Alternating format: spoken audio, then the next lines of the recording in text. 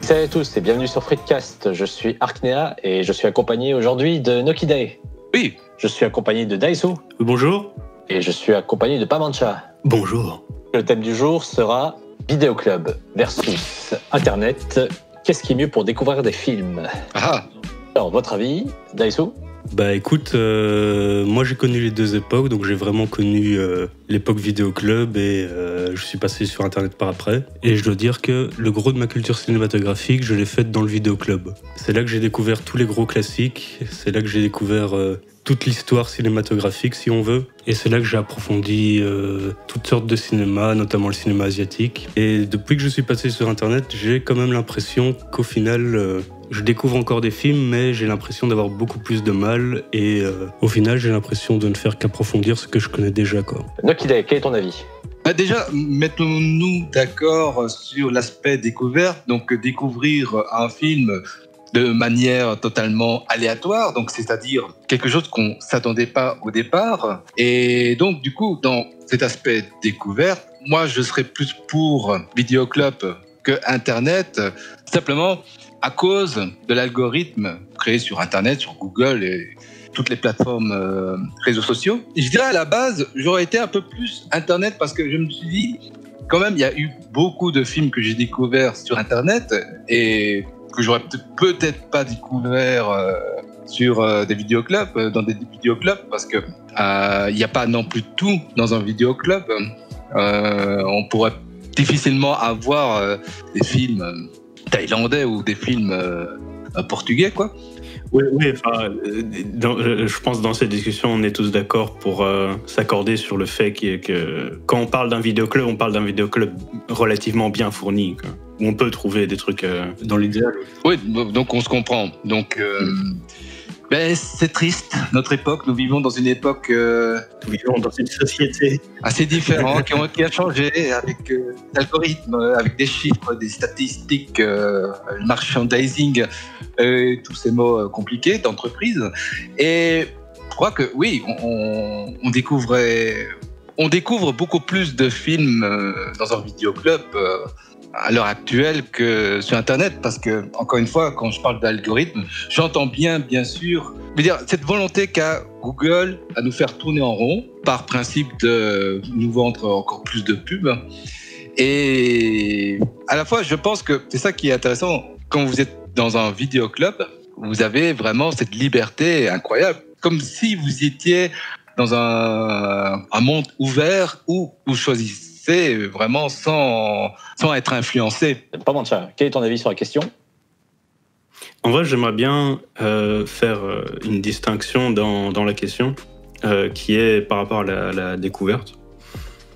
Quand on dit découvrir des films, est-ce qu'on entend découvrir genre des films en particulier ou découvrir le cinéma en général, en fait? Parce que dans mon expérience, je pense qu'on se familiarise beaucoup plus avec un peu la culture générale du cinéma sur Internet. Et beaucoup moins dans les vidéoclubs, où tu es pas du tout guidé, en fait. Ce qu'il y a de bon dans les algorithmes dont parlait Nokiday, c'est justement que tu peux te familiariser avec un peu les références de base, tu vois. Donc, tu regardes un peu les youtubeurs parlent semi-régulièrement de classiques, hein, de Kubrick, de Scorsese, de machin, de Zemeckis, de Spielberg. Ils citent ces gens-là. Et du coup, quelqu'un qui s'y connaît pas peut se dire « Ah ok, il y a ces noms-là qui sont importants, d'accord. » Justement, en parlant de ça, j'aimerais bien juste rajouter un truc. Moi, je vais rebondir aussi. Ok. Vas-y, Dessous. Moi, j'ai deux choses à dire. Déjà, tu peux très bien regarder tes youtubeurs préférés et aller dans le vidéoclub quand même. Oui. Donc, voilà. Et l'autre chose, c'est que moi, je pense que même les gros classiques, tu les trouves pas si facilement que ça sur Internet. Hein. Les films de Scorsese, etc., c'est pas si évident que ça. En tout cas, si tu veux passer par la voie propre. Oui, ok. Mais si tu regardes les Scorsese un peu plus... il y en a un ou deux sur Netflix. Je crois qu'il y a Mean Street sur Netflix et genre le Casino et le Wall Street. Les Affranchis. Oui, je regardais les Affranchis Netflix. Mais imaginons que tu veux regarder Raging Bull. Ou Taxi Driver. Ou Taxi Driver, c'est déjà plus difficile. Quoique Taxi Driver, quand même devenu assez culte pour le retrouver. Hein. Est-ce que c'est si facile? Enfin, c'est pas super compliqué que ça de le retrouver, mais c'est illégal déjà. Et, et même trouver une version sous-titrée et pas une version doublée, c'est déjà compliqué, tu vois. Ouais. Alors que le vidéoclub, il a tous les Scorsese, tous les classiques, il les a, tu vois. Et en plus de ça, il a des films un peu plus obscurs, paumés, un peu moins centralisés USA, quoi. Donc si ton but c'est d'agrandir ta connaissance cinématographique et que tu veux regarder les gros classiques, les grosses bases, je pense que c'est mieux d'aller dans le vidéoclub que de prendre l'abonnement Netflix ou d'apprendre le russe. Alors, disons quand je dis c'est mieux pour se familiariser avec les bases, c'est peut-être moins pour voir les films eux-mêmes que découvrir un peu l'histoire du cinéma quand même. Parce qu'en soi, l'histoire du cinéma, tu l'apprends pas non plus au vidéoclub, tu dois aller dans une école, limite. Non, tu peux, tu sais, à l'époque, il y avait des revues de cinéma, il y a toujours des revues de cinéma, tu peux lire des bouquins, tu peux discuter avec les gens, comme tu as dit. Sur Internet, c'est gratuit. Oui, d'accord, mais encore une fois, tu peux aller sur... Ouais. Oui, c'est un gros argument, quand même. C'est un argument, après, c'est illégal, encore une fois. Non, je parle de trouver des infos. Tu vas trouver des articles, tu vas sur Wikipédia pour un peu voir la chronologie des gens. Tu connais absolument pas la nouvelle vague, t'as machin sur YouTube qui parle de la nouvelle vague, tu vas sur Wikipédia et tu lui dis « Ah, ok, c'est la nouvelle vague, c'est Godard, Truffaut, Romer, machin, Chabrol, tout ça. Ouais. » C'est peut-être pas grand-chose, mais déjà, tu intègres des... Moi, encore une fois, rien ne t'empêche de te renseigner sur Internet et puis d'aller dans le vidéoclub. Oui, non, rien ne t'empêche. Mais c'est ça que je dis. Je dis que c'est ça mon argument, c'est que Internet te donne des bases pour te motiver à rechercher par toi-même les choses. Oui, par exemple, au vidéoclub. La culture est plus présente sur Internet que... Oui, c'est ça. En soi, sur Internet, tu as tout le métatexte, mais le texte, tu le trouves dans le vidéoclub. Ouais. Est-ce que je dois expliquer ce que c'est le métatexte? Bah non, justement, ils pourront les voir sur Internet. C'est ce que tu disais, non? Tout à fait. On mettra un lien en description, le lien Wikipédia. la page Wikipédia de métatexte. C'est très important. On mettra un lien sur métatexte, texte, contexte et tous les trucs qui aiment en ext. et on mettra un lien aussi pour le film Jonah X. C'est pas nécessaire, ça. Ah si, les gens doivent voir ce film. C'est nul à chier, mais bon, voilà, ils doivent le voir. Je l'ai vu à l'époque, je sais pas pourquoi, mais je l'ai vu. Pire, tu sais, moi je sais d'où je l'ai vu. J'ai loué le DVD à un vidéoclub. Ah. Et je déconne pas pour de vrai, c'est vrai. Je l'avais loué. J'étais en mode, waouh, j'ai vraiment dépensé de l'argent pour cette merde. Est-ce que c'est pas un argument majeur en faveur du vidéoclub quand même? Ça a été une découverte quand même. Vous étiez là, oui, mais on découvre des grands films, la nouvelle vague, tout ça, c'est important pour la culture. Et moi, après, c'est peut-être moi le problème. Peut-être que c'est moi, pourquoi je loue John X. Tu vas au vidéoclub, tu peux trouver les grands classiques comme tu peux trouver de la grosse merde, mais c'est ça aussi. Mais après, oui, bon... Je suis sûr, en plus, dans les vidéoclubs, ils cachent bien tout ce qui est nouvelle vague. Ils ont fond de tiroir. Non, ça dépend quel genre de vidéoclub aussi. Si c'était dans un vidéoclub plus tourné geek, machin, oui. Là, sûrement. Là, je sais même pas s'ils auraient des trucs de nouvelle vague. Ouais, mais le problème, là, c'est de quel vidéoclub on parle? Un vidéoclub un peu élite, un peu de l'élite, quoi. Ok. Je pense que tous les vidéoclubs un peu geeks, ils ont commencé à disparaître. Mais ça existe, des vidéoclubs geeks? Peut-être que ça existait à l'époque, mais je pense depuis Internet, il y a des vidéoclubs où il y a un rayon geek bien vraiment bien disparu, quoi. Mais je pense que ça a vraiment plus disparu avec Internet, parce que la culture geek s'est importée sur Internet massivement, alors que légal ou illégal. Vu que les élites sont en général un peu plus conservateurs, vieillissants, grisonnants, ils vont encore Ils soutiennent encore la petite économie, tu vois. Ils aiment bien le physique maintenant. Ils aiment pas les ordinateurs, ils comprennent pas comment ça marche. Oui, c'est vrai. Tu vois, quand on parle justement de vidéoclub, de l'image que ça a, moi, bizarrement, les vidéoclubs qui a pas très loin de chez moi, ou qui avaient pas très loin de chez moi, basiquement c'était des bars à tabac, quoi. Tu vois, c'était des endroits où bon, t'achetais ton film, t'achetais aussi tes chips, ta bière, et ouais, c'était basiquement des librairies, mais sans les livres, quoi. T'avais des DVD à la place, basiquement. C'est marrant que tu dis ça parce que moi, mon vidéoclub était juste à côté d'un bar. C'était un sorte un centre commercial, et il y avait le vidéoclub et à côté il y avait le bar. Vraiment, c'était une ambiance, on va dire, cool Raoul, quoi. Donc il y avait même un jeu arcade. Voilà, c'était sympa. C'était quand même assez convivial, loin de l'image élitiste que renvoie Pamancha. Oui, mais les deux fonctionnent. Hein. Moi, j'allais aux deux. Hein. J'allais et au Patrick Lecomte. Oui, mais t'inquiète pas, parfois je fréquente la plaide. moi, c'est tout l'inverse. Moi, je fais que les hipsters, moi. Et ça me permet de rebondir sur un truc, c'est est-ce que finalement, ça vaut encore la peine de parler de vidéoclub, étant donné que bon, c'est vraiment une espèce en voie de disparition. Tout près de chez moi, il y en a plus du tout. Et je sais pas vous s'il y en a beaucoup encore chez vous, mais moi, j'en ai pas vu depuis longtemps. Nous, on est sur Ussel, donc il y en a encore quelques-uns qui traînent. Mais du coup, on peut encore continuer par rapport à Internet, parce qu'il y avait aussi 2-3 points qu'on n'avait pas encore abordés. Et c'est le principe d'influence, des nouveaux influenceurs, hein, justement, qui sont sur YouTube, hein, est-ce que c'est une bonne solution? Parce qu'on pourrait penser que c'est une bonne alternative, justement, à la place du vendeur de vidéoclub. On a un gars qui sont parfois monsieur tout le monde, qui parfois se dit expert et qui, justement, essaie de faire découvrir au plus grand nombre des films qui n'ont pas réussi à avoir le succès, quoi. Après, il y en a pas beaucoup, vous allez me dire, mais moi je vais dire, la plupart font quand même des reviews de ce qui sort au cinéma et pas de vieux films, hein, déjà. Disons dès qu'ils font, dès qu'ils présentent des films intéressants, mais un peu obscurs, un peu bizarres, un peu machin, un peu anciens. Ceux qui font ça sur Internet, il y en a beaucoup moins que ceux qui parlent de l'actu. Et au-delà de ça, ils font très peu de vues, en fait. Ils font genre 20 vues, ils ont 3 abonnés. Je ne sais pas si dans le marché de l'attention, de l'algorithme YouTube, ça fonctionne vraiment comme contenu, en vrai.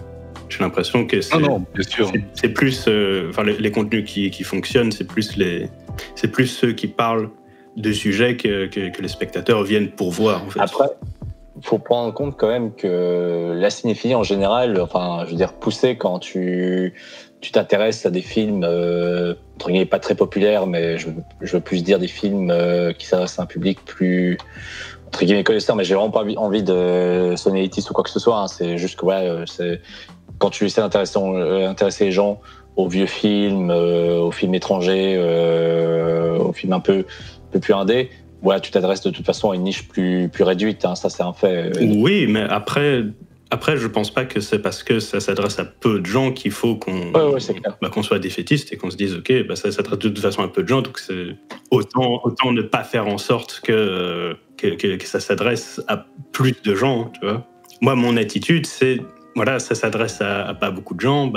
Dans l'absolu, c'est pas grave, mais autant essayer de miner l'attention des gens pour essayer le plus possible d'attirer ceux qui pourraient être intéressés sans le savoir, tu vois. Pas oublier que la masse ne s'intéresse pas vraiment à la cinéphilie, hein. Ils s'en branlent, c'est pas leur truc, quoi. Finalement, dans les vidéoclubs, c'est un peu pareil, hein. C'était comme ça aussi, on s'intéressait qu'à du classique, hein. Oui, mais ce que je veux dire, c'est dans le vidéoclub, t'as beaucoup moins, en fait, cet aspect bataille pour l'attention des gens. C'est vrai.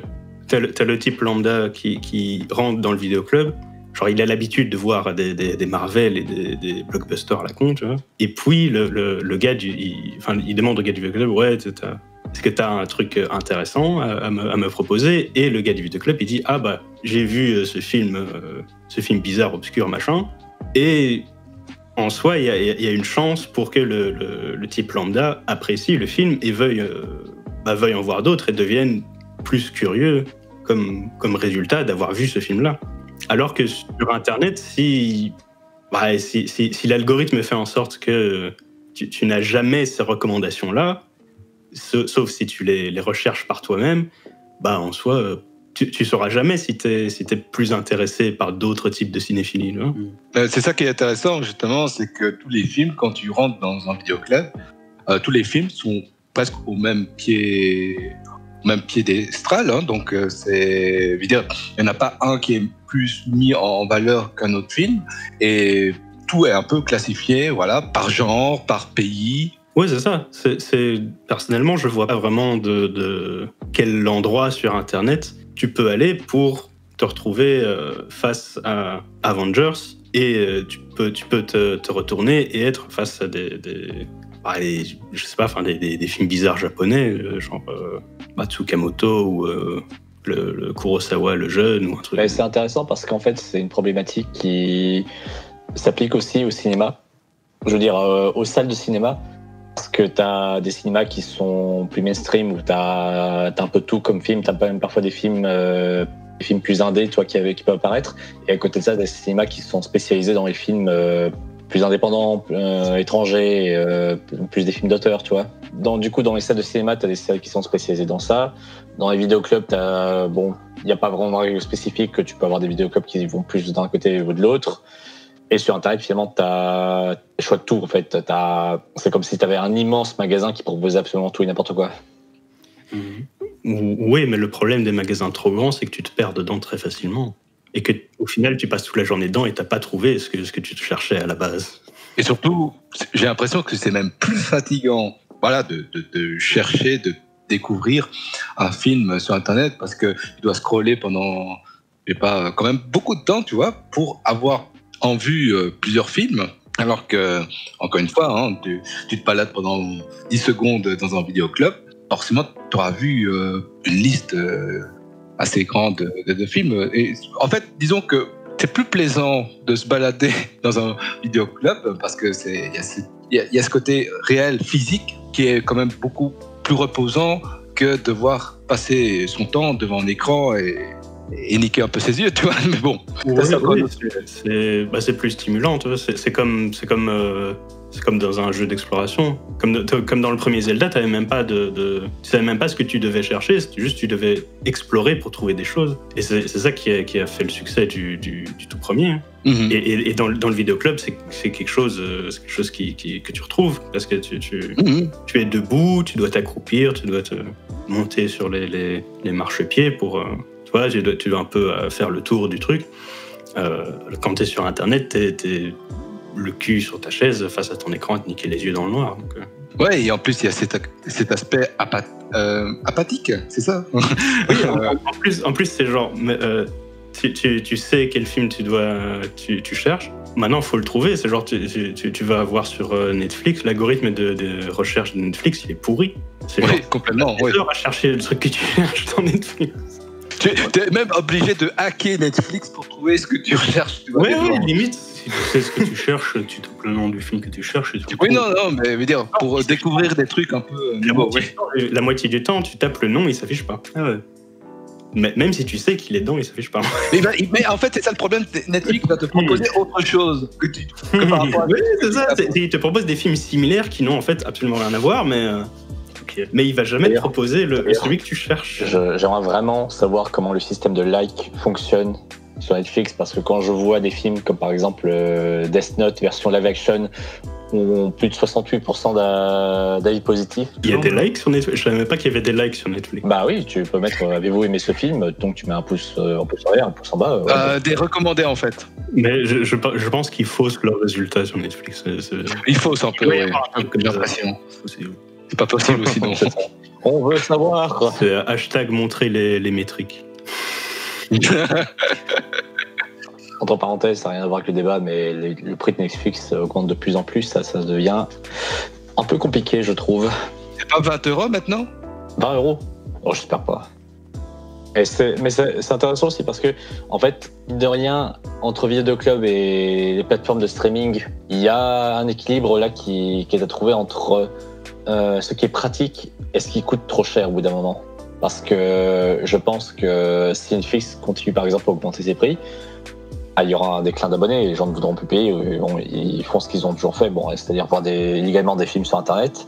Mais si un jour, par exemple, voir des films sur Internet devenait plus pratique, à la limite, je pense que les gens pourraient redemander à ce qu'il y ait à nouveau des vidéoclubs, tu vois, pour proposer des films pas trop chers à louer. Parce que c'est aussi ça le problème, par exemple, avec moi, c'est que bon, voilà, je suis quelqu'un de pratique, donc bon, évidemment, moi, je suis avec mon Netflix, je suis avec mon Amazon Prime. Parce que bon, des vidéoclubs tout près de chez moi, il n'y a pas, et j'ai pas envie de faire des kilomètres juste pour louer un film, quoi. Je préfère autant le trouver directement sur ma télé. On va dire que ça restera toujours moins cher de prendre un abonnement Netflix que de devoir louer 10 films pour un mois, tu vois. Parce que je crois que pour chaque film, c'était 3 € à l'époque. Je me rappelle plus trop. Ça dépend de l'endroit. Ça dépend, oui. Parfois, il y avait des remises. Ça dépend des endroits. Ça dépend de l'endroit. Après, ça dépend de la régularité à laquelle tu vas prendre des films aussi. Bon, Netflix, c'est moins cher, mais t'as que les films sur Netflix, du coup. Hein. Oui. C'est ça le problème, ouais. Tu vois, parce que et le souci, c'est que Netflix, c'est genre bien 85% de téléfilms. Complètement. Allez, il y a 2-3 grands classiques, quoi, mais je suis pas vraiment d'accord. Oui, d'accord, mais une fois que tu as vu tous les classiques, tu te retrouves avec les téléfilms. À ce moment-là, est-ce que ça vaut encore la peine de garder l'abonnement ? Mais est-ce qu'il y a vraiment un public, parce que j'essaie un peu de me mettre à leur place, hein. Est-ce qu'il y a vraiment un public prêt à payer justement Netflix pour voir des vieux films ? Il y a d'autres plateformes que Netflix pour ça. Mais oui, c'est ça. Mais d'un côté, pas que des vieux films, hein, des films récents. Allez, des films indépendants récents de Tchécoslovaque. Est-ce qu'on a accès à ça ? À l'heure actuelle, non, absolument pas. Sauf si c'est une série sur Netflix. J'ai l'impression. Mais les Tchécoslovaques ne font pas de série pour Netflix. Ça n'arrive pas, hein, je suis désolé. Oui, mais peut-être que ça arrivera un jour. Hein. Mais je sais pas. Franchement, j'en doute. Ou alors, ils font une série pour le Netflix, tchèque. Après, t'as des gens comme David Lynch qui ont pu faire des courts-métrages, toi. Mais des trucs comme intéressants. Oui, mais à part son court-métrage, il n'y a aucun film de David Lynch sur Netflix, quoi. Il y a peut-être Elephant Man, je sais plus. Il y a Elephant Man ? Ouais, mais j'ai l'impression qu'ils font ça un peu parce que le Festival de Cannes les a boudés un peu. En fait, Netflix engage des grands réalisateurs pour un peu se mettre de la cote parce que t'as un Festival de Cannes qui les a un peu envoyés poulet.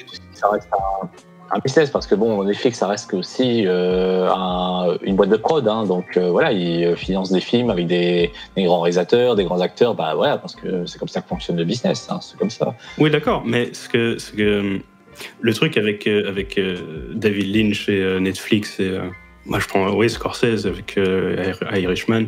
Enfin, évidemment, c'est bien qu'ils fassent des productions avec des grands réalisateurs qui peut-être ne pourraient pas faire financer ça avec le système de studio plus mainstream.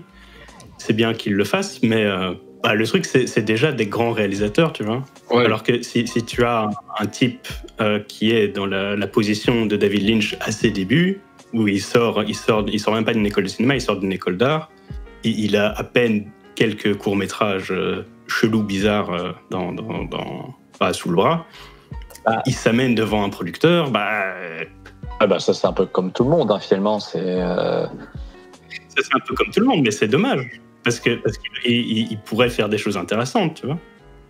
Ouais, mais c'est marrant, en fait, ce que Noam dit, justement, parce que il faut pas oublier qu'il y a eu une vague de nouveaux réalisateurs, de nouveaux réalisateurs qui a gagné en notoriété grâce, justement, au DVD, au VHS. Et justement, c'était principalement utilisé dans les vidéoclubs. Et je pense qu'il y a eu énormément de réalisateurs comme ça qui ont eu une deuxième vie dans les vidéoclubs, comme par exemple Carpenter. Je pense que c'est un réalisateur qui a eu difficile au début parce qu'il trouvait jamais les producteurs qu'il fallait et tout ça. Et oui, il a toujours difficile un peu, mais il a quand même gagné en notoriété grâce au vidéoclub, parce qu'il y a eu des films qui ont très bien marché au vidéoclub, comme The Thing. Bien plus tard, il y a eu Donnie Darko, qui a un flop énorme au cinéma et qui a eu toute la réputation de Donnie Darko est venue du vidéoclub, en fait. Après, tu restes sur Netflix, tu as quand même aussi des... je pense par exemple à certains films d'animation comme Close par exemple, ou les Would You Be, tu vois, qui sont quand même de bons films, qui ont relancé un petit peu... Enfin, Would You Be, ça n'a pas vraiment révolutionné quoi que ce soit, ça reste un bon film, mais t'as Close quand même qui est un film 2D, et de nos jours, des films en animation 2D, il n'y en a plus tellement, tu vois, qui sortent. Donc, il y a beaucoup de gens qui ont parlé d'un peu un renouveau de l'animation avec des techniques qui ne sont pas nouvelles, mais qui ont été perfectionnées. Donc, ça aussi, c'est intéressant. Surtout que ça a été accessible à un grand nombre assez vite aussi.